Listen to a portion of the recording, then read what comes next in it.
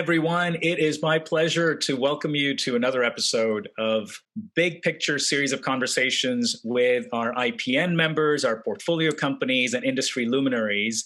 And today it is my honor and pleasure to welcome Ezhilarasan, Natarajan, or EZ as he goes by, and you'll know exactly why he goes by that, by the way, in this conversation, who is the co-founder and CEO of CoreStack, one of our star portfolio companies here at Iron Pillar. So it's a pleasure having you as part of this conversation, EZ.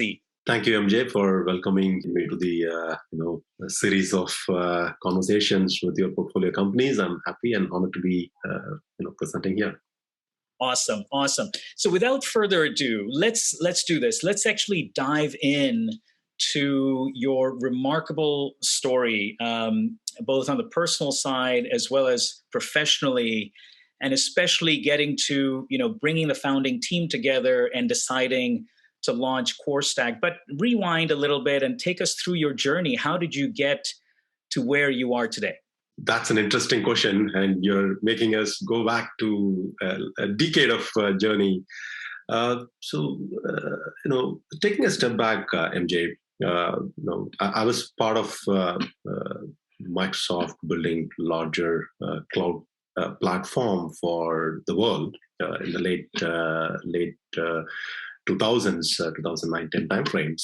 Around that time, AWS was making significant progress, and Azure as a platform was getting built. On the other side, customers were trying to move from traditional way of consuming technologies, whether it is compute, storage, network, all the services, to the new model of services being offered through cloud form. There were significant challenges for the enterprises in adopting those technologies, and there were significant upliftment happening on the hyperscale cloud provider side. So there was a need for talent. There was a need for adoption of newer model of computing in the enterprises, and we saw a gap between what customers need and what hyperscale providers create and provide. And there existed a lot of point solutions that addressed specific problems of either planning or monitoring or security, things of that kind. Between 2012 and 2014, when we were conceptualizing CoreStack, there's a need for an intelligent platform that is required at mid to large enterprises for them to adopt the technologies. And there was nothing that was existing other than these point solutions. The research analysts, including the IDCs and Gartners, have indicated an interesting dimension that's happening in the industry around that time, which included typically in the North America, the rate at which the CIOs change in enterprises is around 20 to 30% on an annual basis. However, during this transition period between the 2012, 2013, 14 periods, that number was starting to go up to an extent of up to 70%.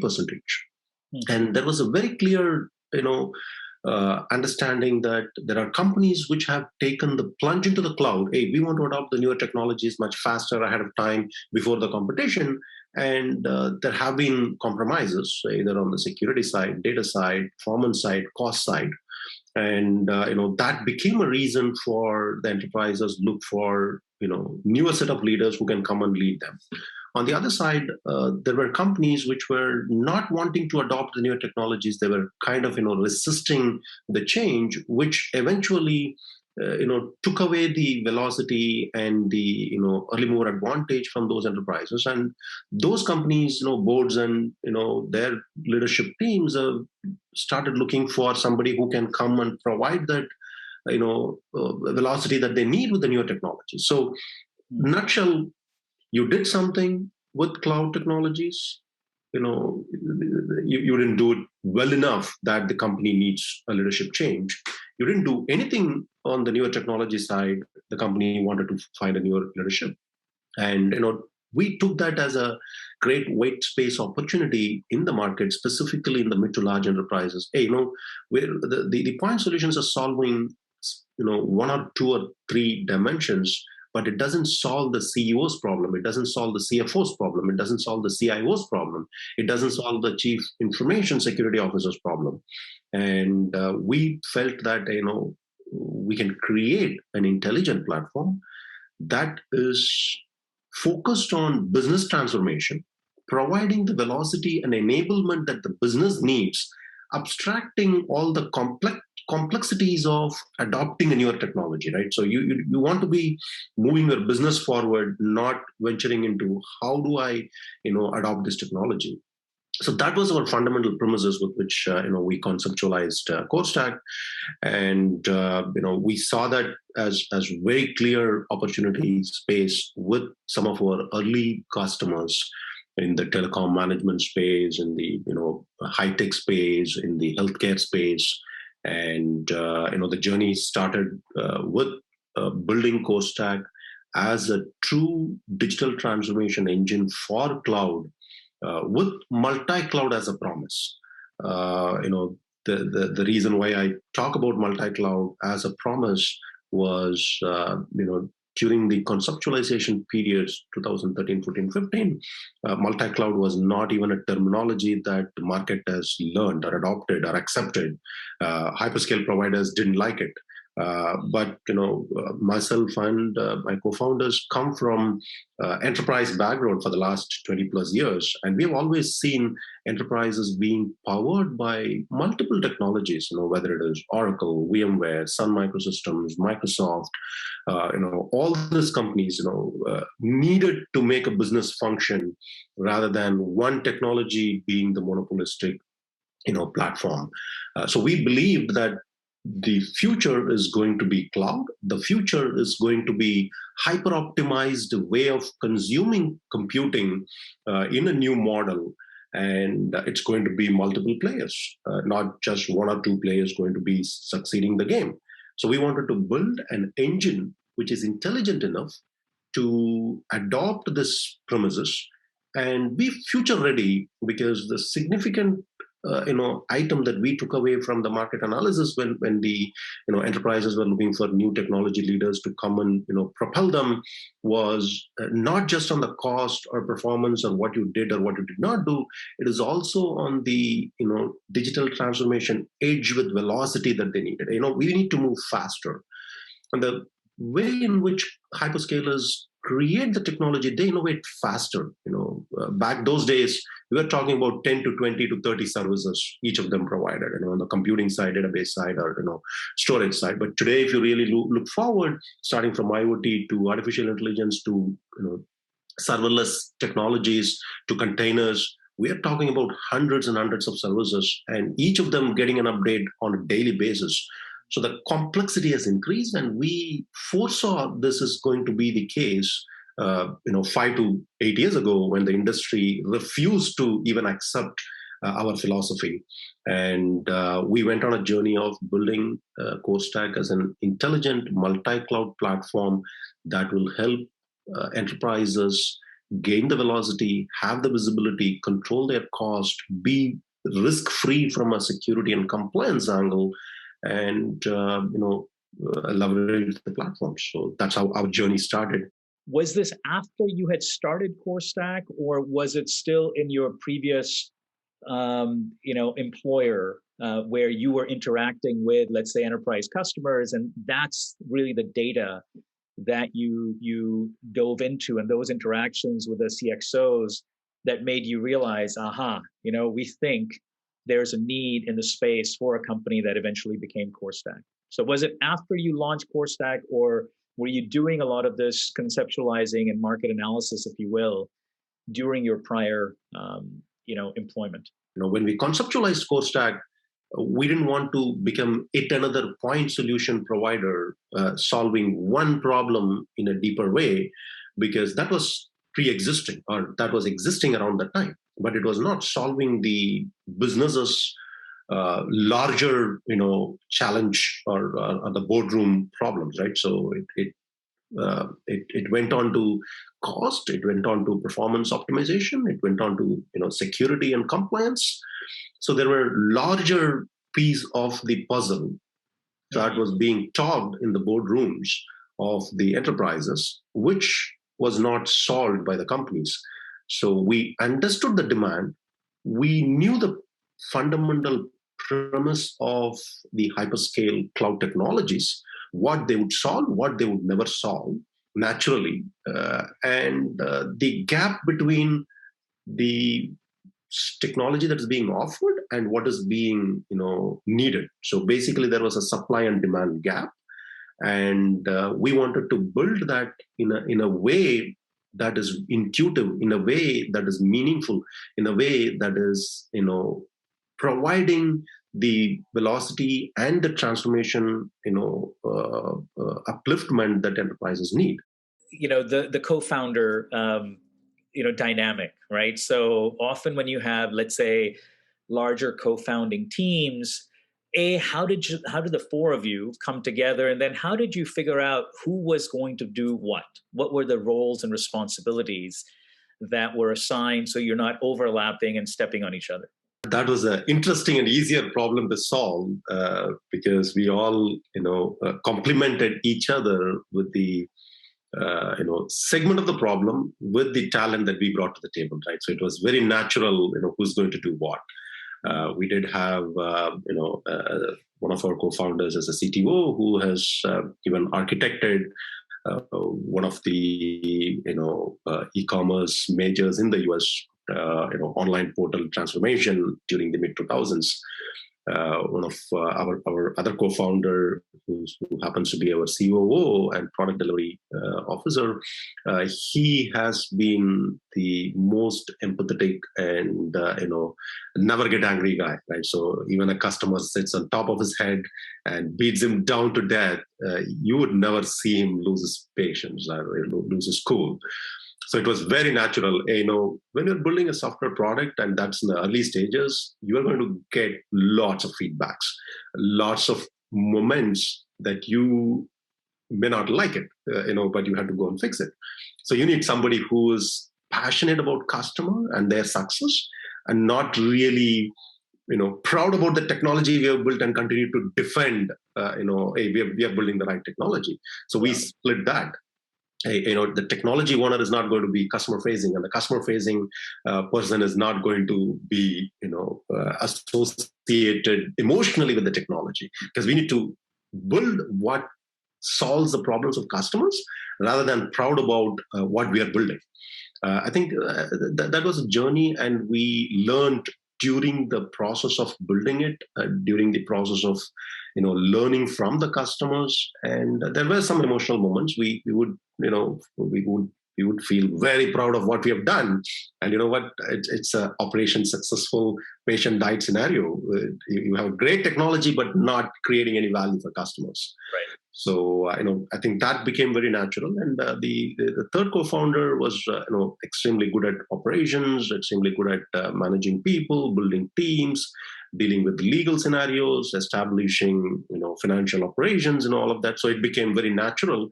As a company, we need to, and especially a cross-corridor company between US and India, that skill was naturally required. And I happened to be in the US, so I was given the job that nobody took, and I happened to become a CEO, putting the pieces together. And as an individual, how I describe myself, MJ, is I feel I'm very good at creating or dealing with uncertain and unpredictable scenarios. Though I'm a computer science graduate with gold medalist during the late 90s, I happen to sit on the systems integration side of solving the problems that are typically considered to be, hey, it's less conventional, it's more problematic, it's uncertain. We don't know if we can make an Oracle and Microsoft and some microsystems come together and work together. Will these technologies deliver the outcome? And I was passionate about solving that. I call myself somebody who go and bring predictability when there is unpredictability, bring certainty when there is uncertainty. And that's what drives me. So startup journey is all about, you don't know when you wake up the next day what's going to happen. And we decided not to take money from external investors until we had the first paying customer.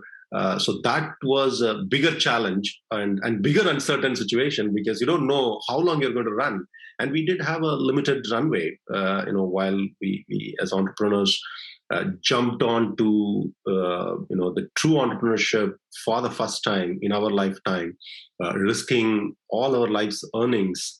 The uncertainty quotient is higher, and bringing predictability around that was a larger and higher responsible task.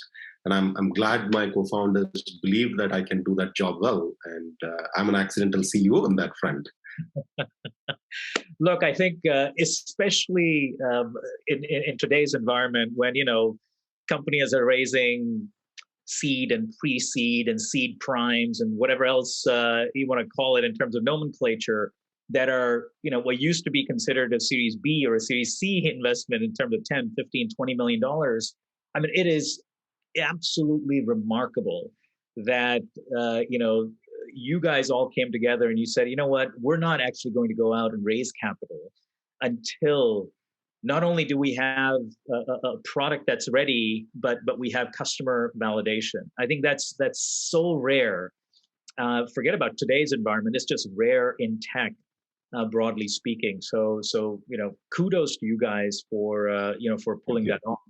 But I can just imagine you have to have the conviction, right? As entrepreneurs, as you said, putting your life savings into, sort of jumping into this foray,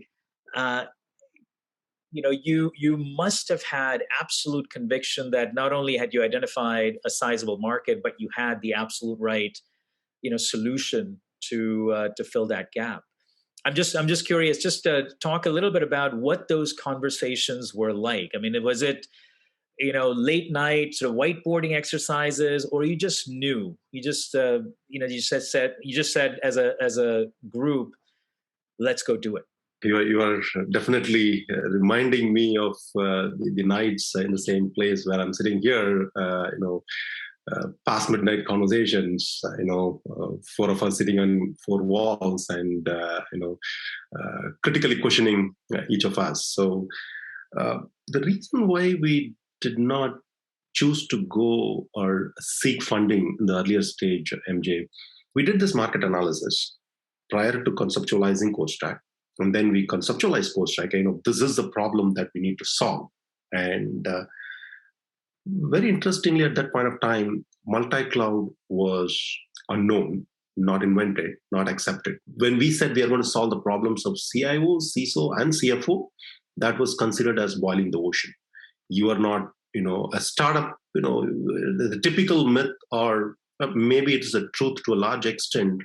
Hey, as a startup, you don't want to boil the ocean to solve multiple problems at the same time. You don't become good at anything, and you may lose track of where you really want to go. And we did share this thought process, our idea, and what we're going to do with a few investors, some of these market leaders, industry strategists, and even analysts with whatever contacts we had. Very interestingly, other than our conviction, all the feedback that we received told us we're going to be a disaster if we continue on the path. Yeah. And I told you how I, as a person, think. I deal with uncertainty. I deal with unpredictability. And when everybody around you thinks that it is a problem that you are going to meet with a disaster, and this is not the problem worth solving, and multi-cloud is not a reality, our past told us, we've been in the industry by then for 15 years, each of us. So 60 years of enterprise experience were put to test by external stakeholders telling us this is not the right journey that you're starting. And this journey is going to end in disaster. 60 years of enterprise experience told us not just Microsoft powered all the companies, not just Sun Microsystem powered all the companies, not just IBM powered all the companies, not VMware that powered all the companies.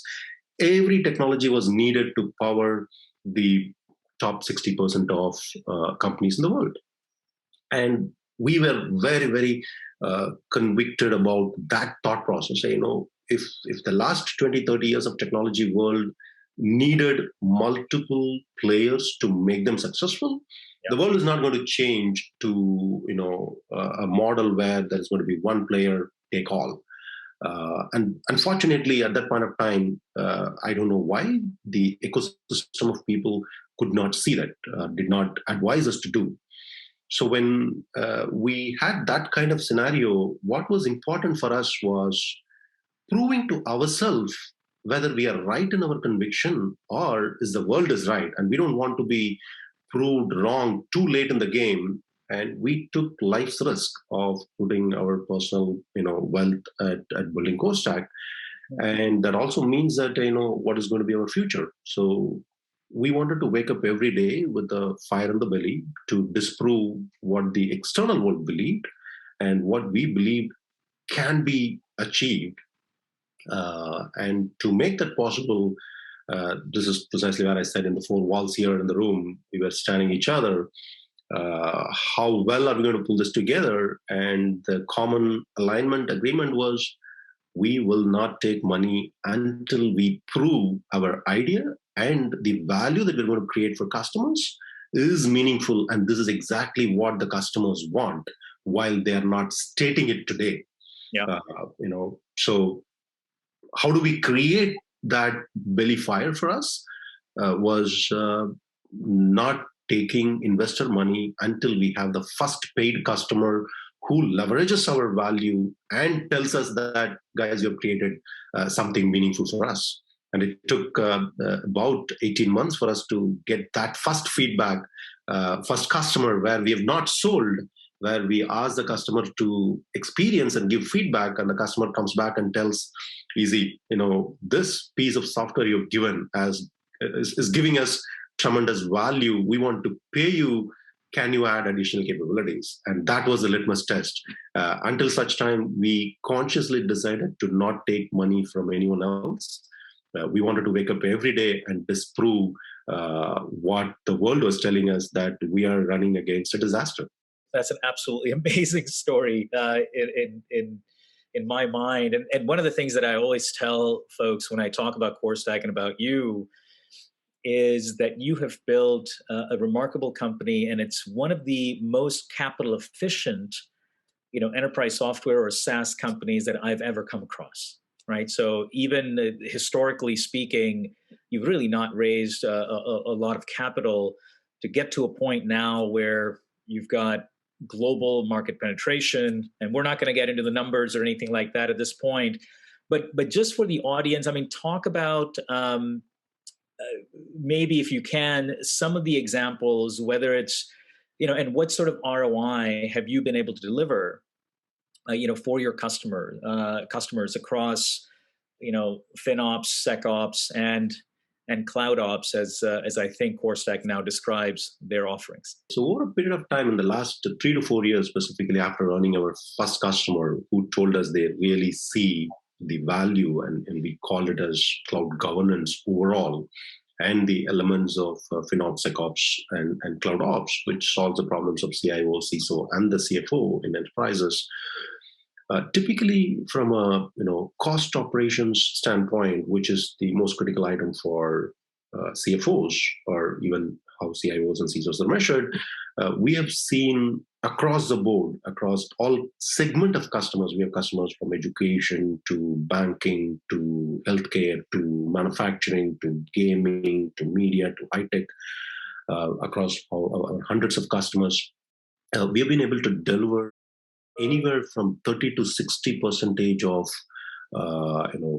cost benefits based on the maturity and the volume or the scale of technologies, or hyperscale consumption that was happening in those enterprises. The highly matured companies who thought that there's nothing more to save, we've been able to demonstrate 30 to 40% value creation, whereas in less matured companies, our savings of what CoreStack was able to deliver to them was somewhere in the 50 to 60% order. That's on the cost or CFO's angle. From a CISO's angle, our promise is, with CoreStack, you can be 100% preventive with respect to compliance and security. So you can have under the sun any regulatory requirement like the HIPAA, SOX, FISMA, FedRAMP, all of that. Or you may be an enterprise across multiple geographies, have to deal with culmination of standards, which may be an enterprise grade standard the company must have created, taking best from multiple standards. And CoreStack promises to deliver that preventive, predictive compliance at any given moment. The challenges that has happened, with many large enterprises on the banking sector, telco sector more recently, would not have happened had it been for CoreStack's, SecOps capabilities with respect to the clouds that are being consumed.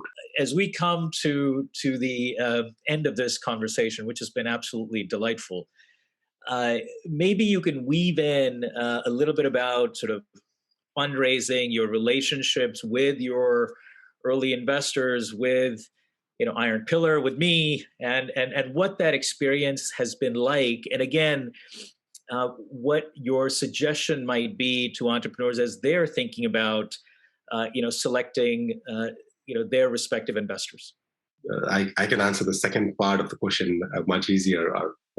Working with Iron Pillar, you specifically, MJ, and all our other investors, we've had the fortune to work with investor from Bay Area for our seed series, investor from Dallas for our Series A.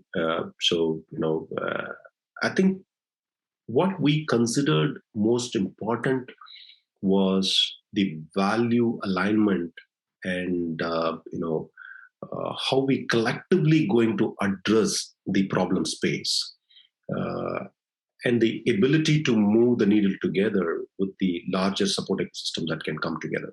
While we had many investors coming to us and exploring relationships, our premise, and thanks to you, as we have talked multiple times, you believed in the space. You believed in, how the world is going to transform. You believed in what CoreStack is doing is going to create that tremendous value. And that's precisely we've seen with our other early investors as well. And wherever we didn't see that, there were investors, even market leaders and, very marquee investors. By the way, I'm not surprised that CoreStack has won as many accolades and awards, People's Choice and Stevie's, and all the analysts are after you, trying to put you in different, up into the right sort of quadrants. I look forward to, many more milestones and positive bits of news that the world will hear about as well. But I'm just humbled to be along for the journey. So thank you for giving Iron Pillar, and thank you for giving me the opportunity to be an investor and now a friend to you and the rest of the CoreStack team. Thank you, MJ. Nice being here and sharing some of our journey, and looking forward to move forward.